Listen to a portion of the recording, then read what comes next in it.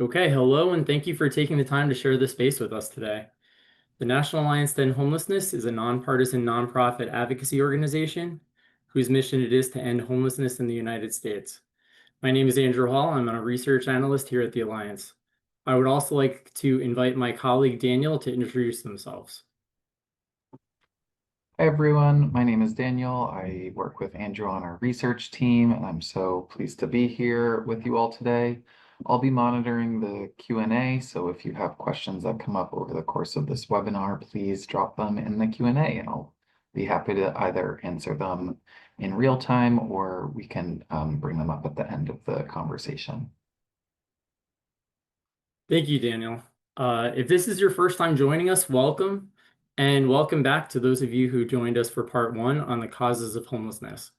The Alliance has put together this webinar series to share with the public the findings of our latest annual State of Homelessness report that shows the work that the homeless service providers are doing to house more people experiencing homelessness than ever before, and how data and research suggests that they are making important contributions to ending homelessness despite not having enough resources in an increasingly challenging political environment.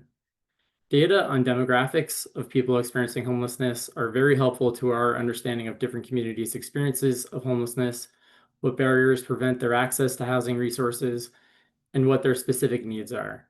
Geographic data help us to understand where homelessness is occurring and where more housing resources are needed. Put simply, without data, we can't make positive change. Recordings of these webinars will be made available. We encourage you to check them out on our website.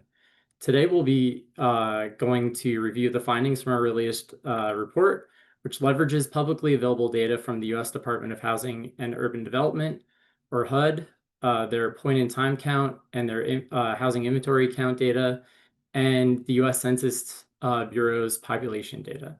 Our discussion will be about who experiences homelessness in the U.S. Before we continue, we want to go over a few ground rules. The Alliance strives to create an inclusive space that welcomes diverse voices and opinions. Discriminatory or abusive language or behavior that puts others at risk is not allowed. The chat is not open, but please do let us know if you feel unsafe for any reason. As Daniel mentioned, they'll help monitor the Q&A throughout this presentation, and we'll be leaving time at the end to address as many of your questions as possible. As we mentioned, the webinar will be recorded, including the slides. If you want to follow up on anything we say, please feel free to reach out to us. All right, so let's dive in. Today's discussion will examine major demographic trends in HUD's major data set on homelessness, the Annual Homelessness Assessment Report, or AHAR, which analyzes state and local point-in-time or PID count data.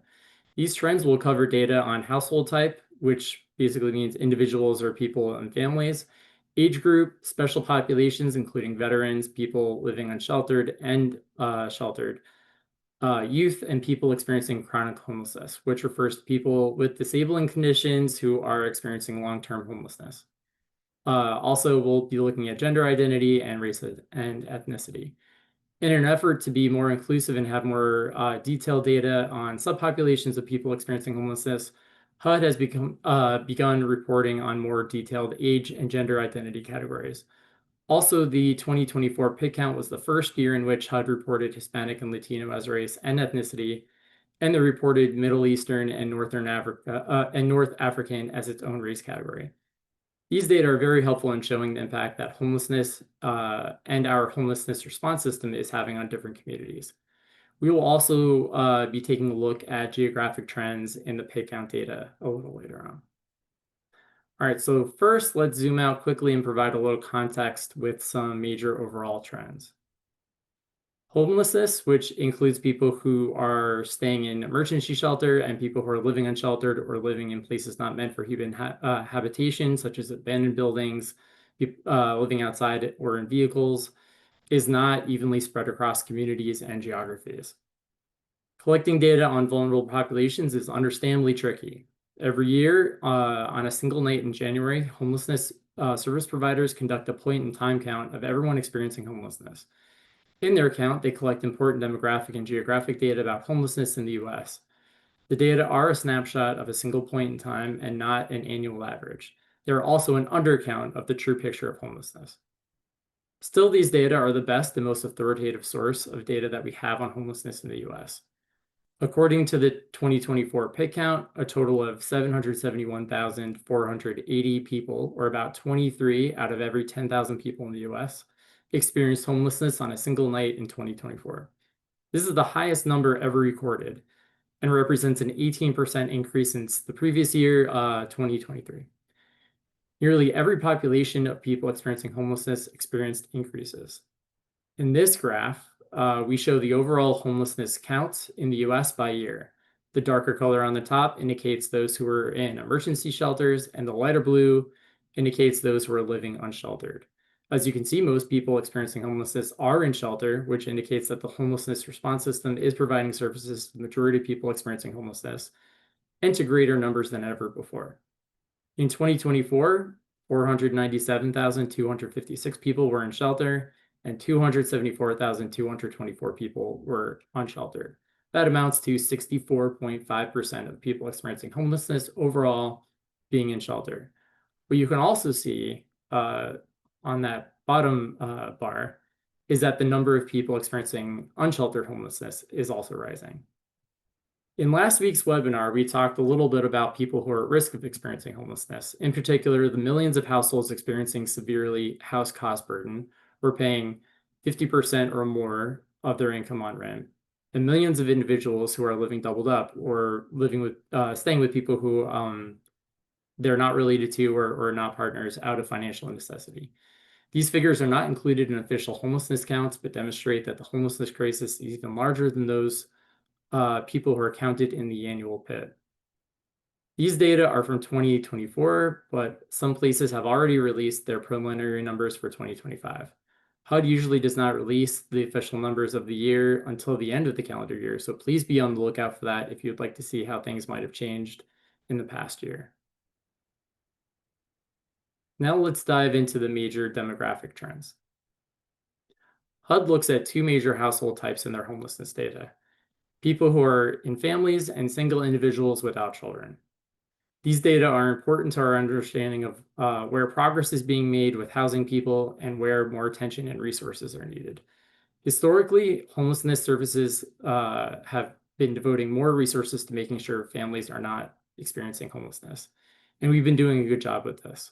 However, most people experiencing homelessness are individuals. In 2024, 66%, or 512,007 people experiencing homelessness, were individuals. Furthermore, 93% of people living unsheltered in 2024 were individuals, which indicates that the homeless services sector in the US has not been given sufficient resources to serve everyone who is in need. Still, across these household types, the largest increases in homelessness in 2024 were among people and families. From 2023 to 2024, families with children increased 39%. In comparison, individuals increased 9.6% from 2023. Data on race and ethnicity are very important because they help us identify what populations of people are disproportionately experiencing homelessness and where disparities exist in their barriers to housing and homelessness services. We found that people of color are overrepresented within homelessness overall, and particularly those living unsheltered, especially for Black, Latino, and Indigenous people. In the graph on the left, we calculated rates of homelessness, which is a helpful way of comparing the incidence of homelessness across populations that are different sizes.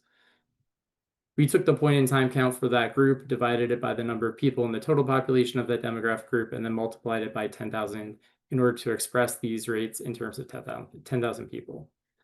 The bar on the left shows the overall homelessness rate in the US in 2024, which was 23 people out of every 10,000 people in the US. The bars to the right compare the rates of homelessness across other groups to the total.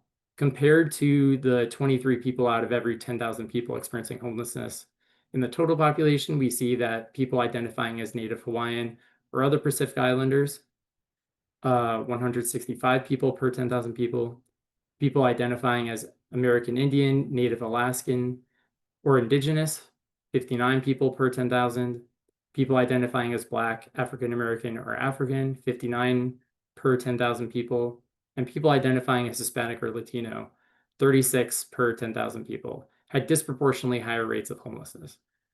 Due to systemic racism in a number of systems and institutions described in our last webinar, such as the child welfare system, eviction courts, healthcare system, educational system and higher education, employment and mortgage lending and banking systems, and the criminal legal system, these communities have higher rates of homelessness. In the graph on the right, we see that unsheltered homelessness does not impact all racial groups equally either. Certain groups are overrepresented among people living unsheltered, including those who identify as American Indian, Native American, or Indigenous, and people identifying as Native Hawaiian and other Pacific Islander. In 2024, 36% of people experiencing homelessness overall were living unsheltered. However, 45% of American Indian, Native American, or Indigenous people experiencing homelessness lived unsheltered, and 40% of Native Hawaiians and Pacific Islanders experiencing homelessness were unsheltered.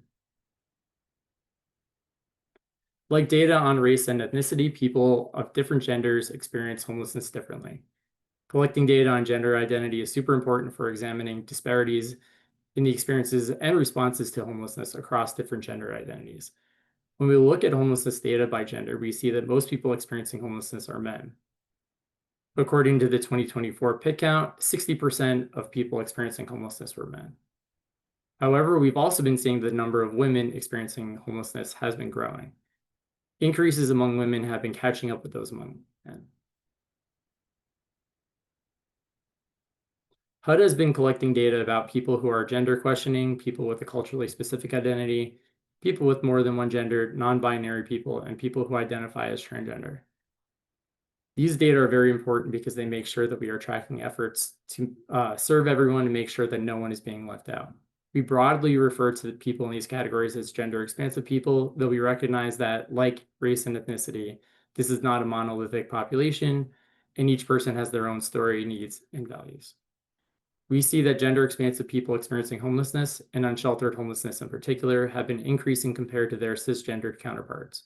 Since 2015, which is when HUD started collecting data about gender expansive folks, homelessness among gender expansive people increased 618%, compared with 35% among cisgendered people.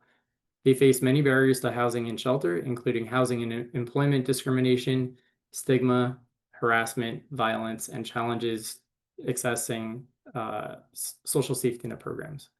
In a national survey of transgender people in 2022, 34% of respondents reported currently experiencing poverty, and another 30% said that they experienced homelessness during their lifetime.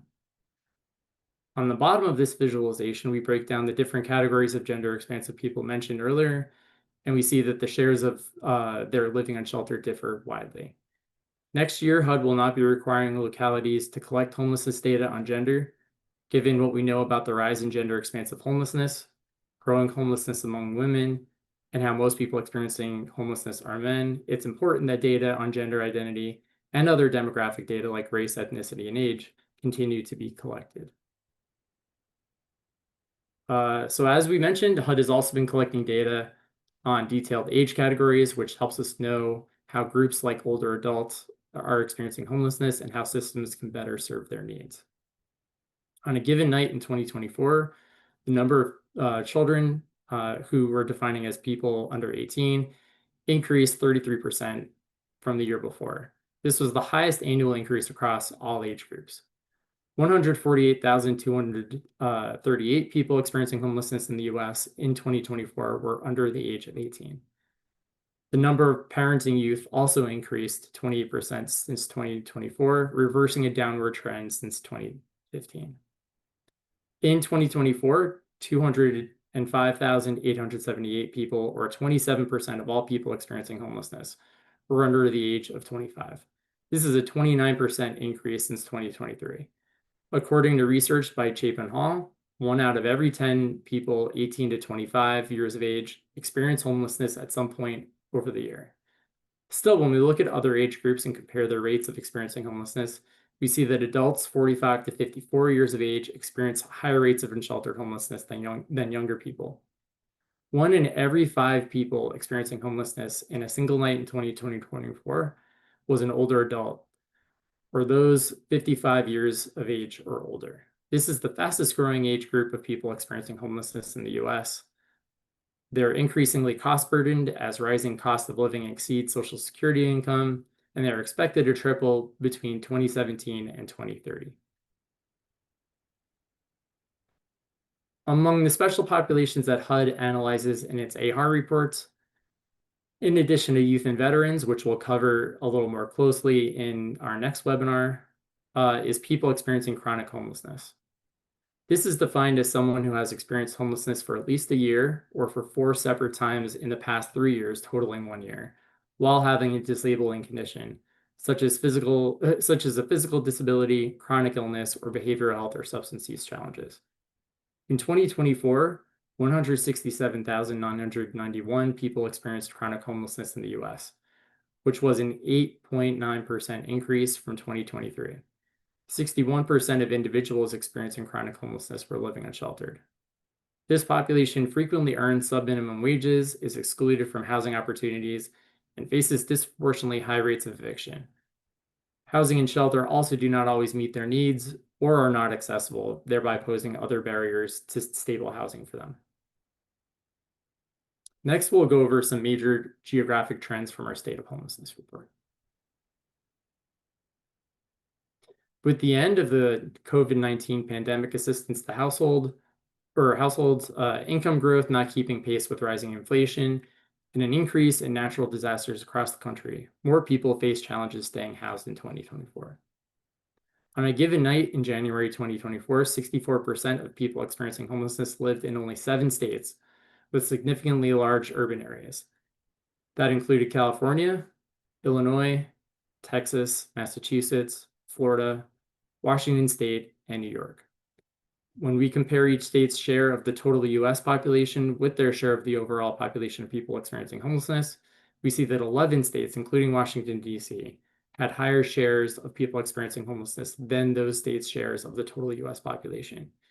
These states span different regions, climates, and political affiliations.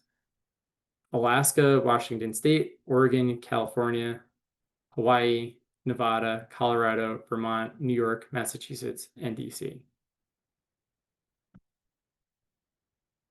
HUD also collects data on communities' urban, rural, and suburban status, which is helpful in showing challenges that some types of places face when it comes to providing services to people experiencing homelessness, and where communities need more resources to serve people experiencing homelessness.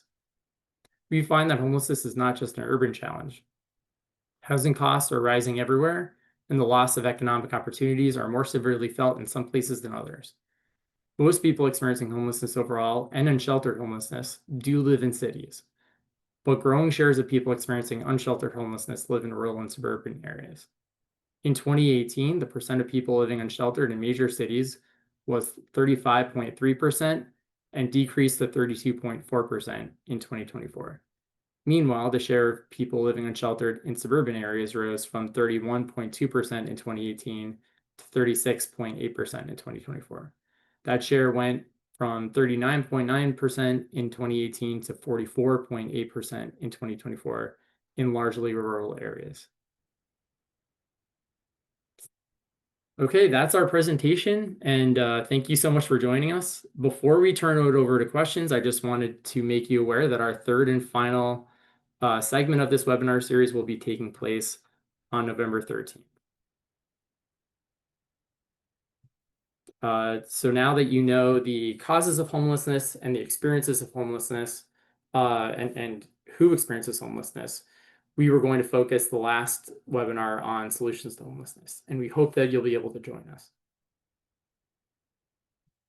And thank you again for being here with us today. We'll now open the floor for questions. If there are any questions, you can go ahead and drop them in the Q&A box. Thanks, Andrew, for sharing all that great information.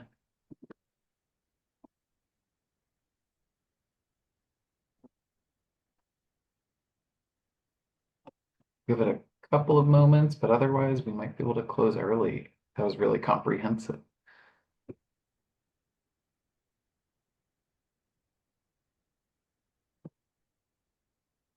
Okay, so we have one question about older adults.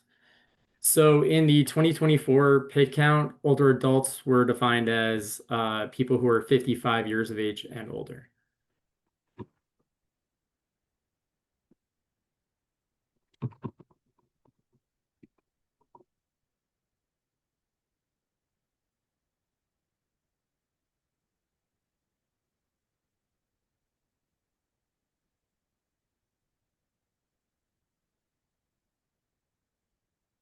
So there's a question about the 2025 PIT data and whether we expect that they will be released in a timely manner.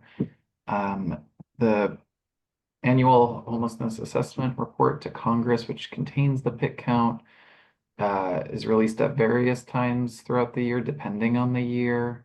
It is a statutory requirement that HUD submits this report to Congress, and so we have every expectation that they will follow that statute and regulation and do so.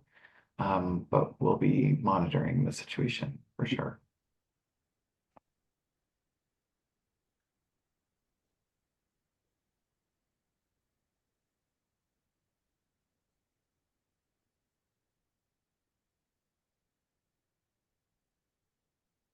You see there's also a few questions being sent in the chat. If you can also send them in the Q&A, that would be great. So there was a question about, do we keep any data on college students? Not technically, we're not sure what folks' education or college enrollment is, but we do have data from from HUD's annual point in time count on that age group, and we are able to report on that. There's also a great question about the term gender expansive and who does that include? So HUD includes the categories of more than one gender, transgender, gender non-binary, gender questioning, or specific, culturally specific identity in their count in 2024.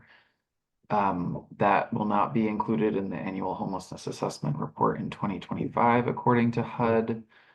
So we will not have the ability to report on that population through that data. Communities many communities are still collecting that data. So we will hopefully get some sense of what is happening in that population as a result of their tremendous efforts. And we also have a question on statistics with adolescents. Unfortunately, we don't have a lot of subgroup data that looks at intersections across gender, age, and race yet, but hopefully at some point we may be able to do that. So far, they're only expressed as separate categories in the data set. There are some questions about solutions to homelessness. As Andrew noted at the end of the webinar, we will be hosting a whole additional webinar devoted specifically to this topic with a special guest from our policy team here at the Alliance. So we'll get into that topic a little bit more in depth, but just to briefly note that in the past, especially prior to the COVID-19 pandemic, the United States did reduce homelessness quite dramatically, and there are certainly strategies that have worked in the past and that have received a lot of support in the past. And so we'll be talking about some of those strategies and how we can try and ensure that they are implemented today in 2025.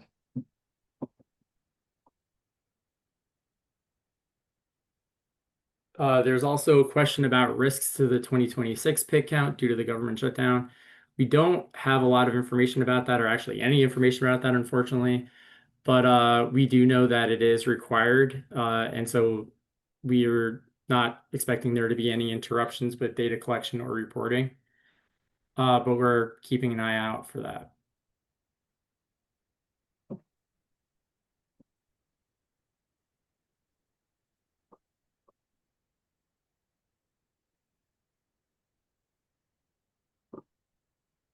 There's a question about why we might be seeing an increase in women experiencing homelessness relative to men. Just to reiterate, we do know that men are still the uh, vast majority or the majority of people experiencing homelessness. And in the past, there have been quite a large number of resources specifically allocated to women relative to men, and specific resources for people with children, many of whom may be women. So the slowdown in those resource allocations might be one explanation, but there are others and great researchers out there who are studying this topic. And we have some resources on our website as well that we would encourage you to go take a look at about that topic.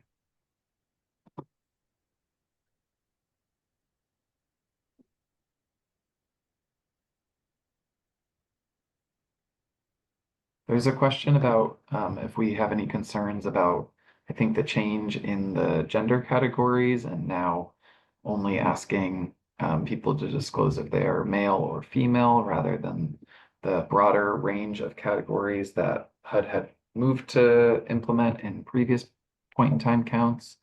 We're definitely concerned that eliminating those categories will lead to certain people, a large number of people being excluded from the counts and from being represented in the data.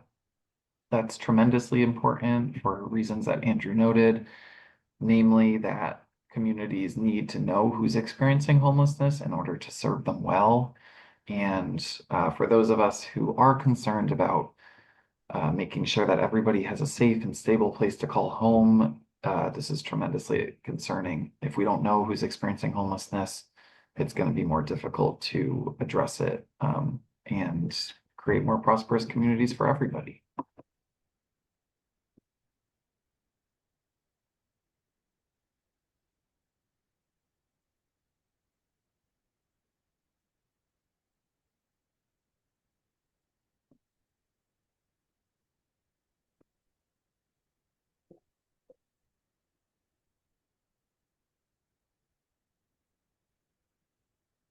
There's a question of whether increases in rent could lead to increases in homelessness. We discussed this more in depth in the first webinar, which was recorded and will be posted to our website and added to our newsletter. But certainly we've seen abundant research demonstrating how there are very clear associations between increases in rent and increases in homelessness. We've seen that both at the local level, but also at regional level. And I'd encourage you to take a look at that previous webinar for more details. But definitely, there is a need to ensure that everybody has access to affordable housing and income opportunities in order to make sure that homelessness does not continue to increase.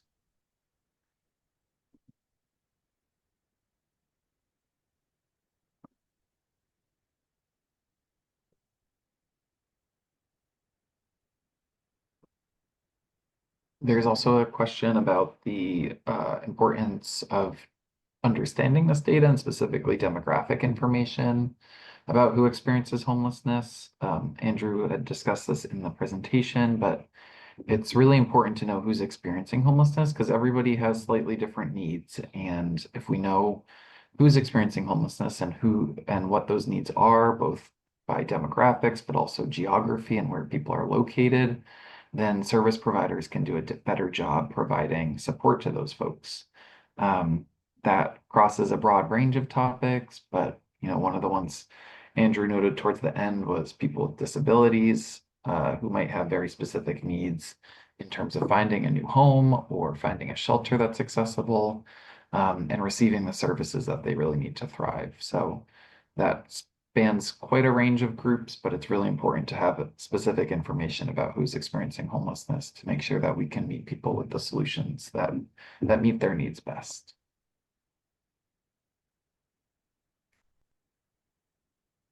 Andrew, unless you have any other final questions that you'd like to address, I think we're just about at time. So with that, we'll just again put in a plug for our webinar next week. on November 14th, I believe. Is that right, Andrew? 13th, I'm Yes. sorry, November 13th. Um, at the same time, and we'll be inviting a member of our policy team to provide more information about what you can do to get involved in advocacy and other work to drive home solutions to homelessness, both at the local and national level. So thank you all so much for joining us today. Thanks, Andrew, again for that great presentation, and we hope to see you all next week. Have a great one. Take care, everyone.